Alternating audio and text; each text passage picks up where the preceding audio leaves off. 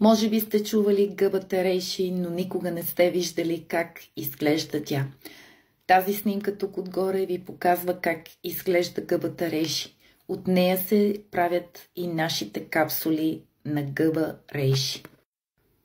Гъбата рейши е гъбата на дълголетието и враг номер 1 на рака и раковите клетки. Все повече клиенти предпочитат да се доверят на природата в борбата с рака, отколкото да се тровят с химичните медикаменти по време на химиотерапия. И за това не е изненада, че от няколко години тази гъба е вече на българският пазар. Гъбата рейши има страшно много предимства, но аз ще ви изброя само няколко, защото иначе видеото ще стане доста дълго.